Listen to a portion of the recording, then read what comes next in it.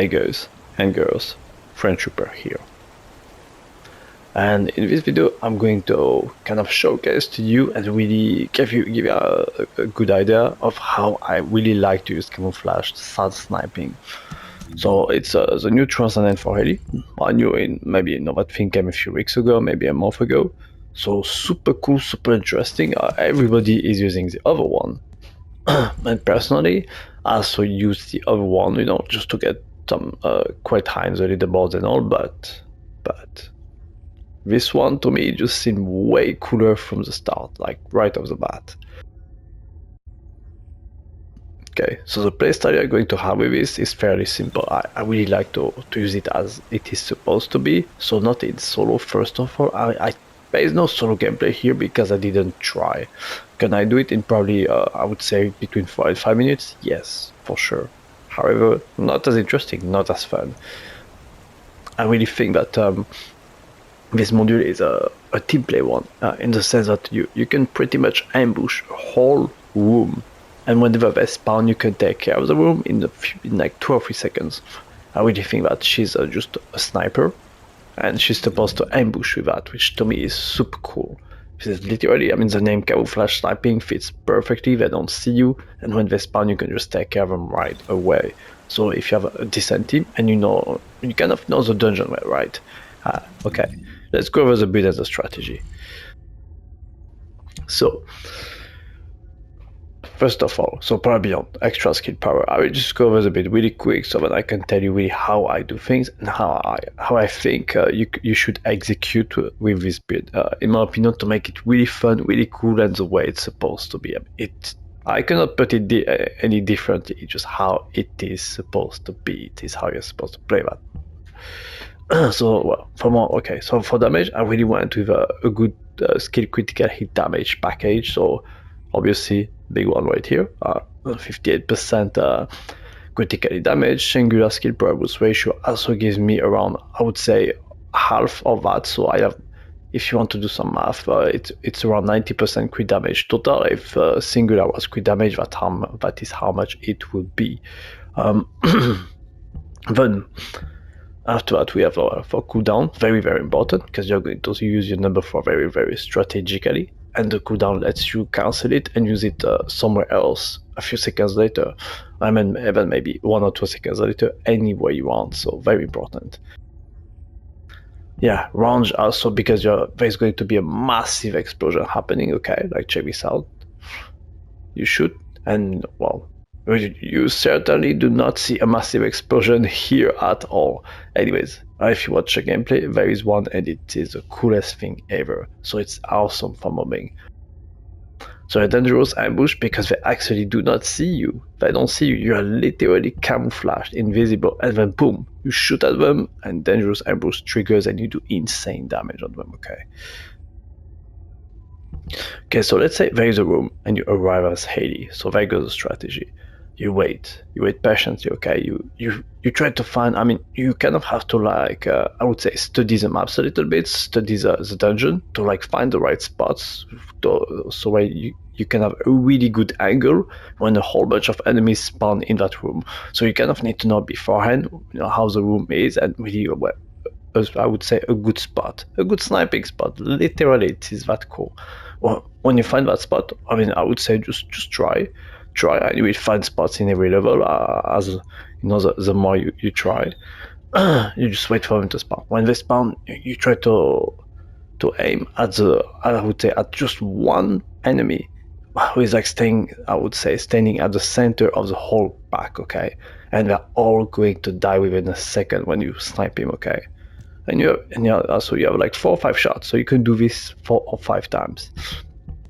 So this is how you clean rooms in a few seconds. Find a spot where you can snipe everything in the room within 2 or 3 seconds, and then go to the next room, and then set up again. Just be your own sniper, right?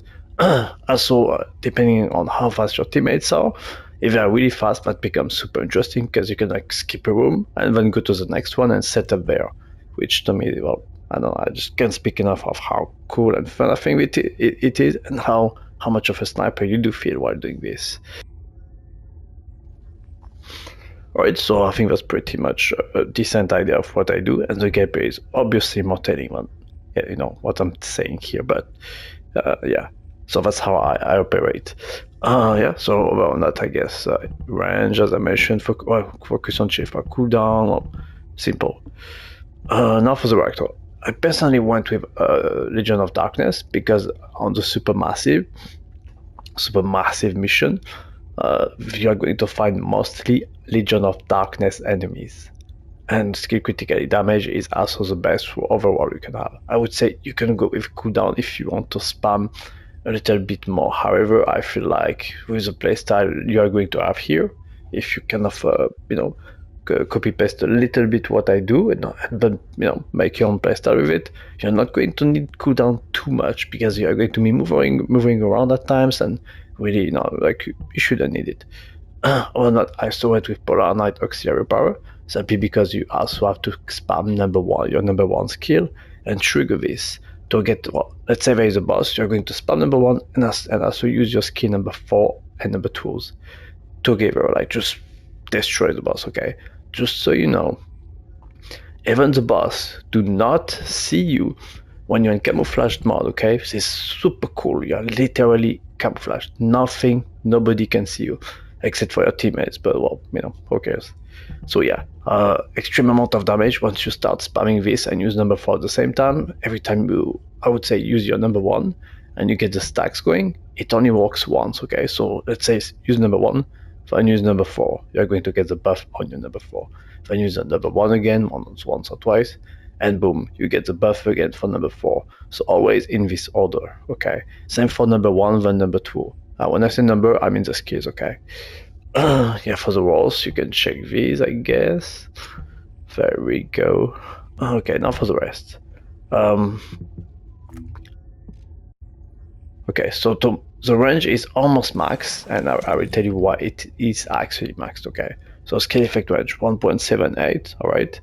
And in the reinforcement, you get pretty much a boost of 1.5, so you're going to be pretty much max on range, okay? So your mobbing capabilities with this build are going to be as big as they get, okay? Yeah. For the rest, I personally went with steady hands, so my number one will like increase my critical damage overall. I think I'm not sure how this works. I'm really very unsure. So if you guys know about this, please tell me. So I just don't want to say something wrong here, and I'm not sure I should recommend to you that mutant cell right here. Okay. But just cool down critical damage and critical hit rate. So very simple, very basic, just good old stuff, right? Okay, so next, what we have is the reinforcement. So cooldown, just don't have max cooldown often. I would say since you are going to set up and be moving around a lot, this is going to trigger when you use your skills the first time, then you're going to get a cooldown, okay? So let's say you go into a room, this triggers for 10 seconds, so you can spam your skill for these 10 seconds. Then you go set up, so it's for 20 seconds plus, you don't do anything, maybe less, maybe more. And so you're kind of going to get this every time you start to bang on the room, alright? Then I went with blade extension for the sword, to get a bit more damage, and some MP. So just damage for the sword in case if you want to kill a boss without using your number 4 or number 2, which is also okay. You can, I guess some bosses, the swords are insane, okay? Yeah, so that's pretty much it. Almost done. Perforator is a really good gun. If you trigger payout, you're going to have like unlimited ammo on your number 4 ability, which is super cool. That's why you want to use a perforator. Also, it does have a very good amount of raw damage. Remember that your weapon boosts your ability damage, okay?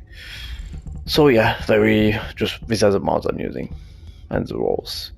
I like to use this one just to freeze enemies around myself if I want, so I can then snipe them again.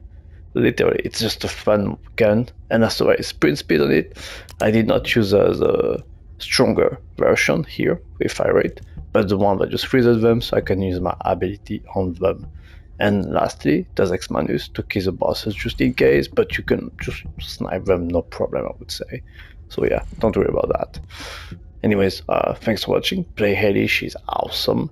Give it a shot to that, and really, I would really say I don't think this is made for solo. For solo, this is just too fun in co-op. So have fun with it. See you next time. Thanks for watching.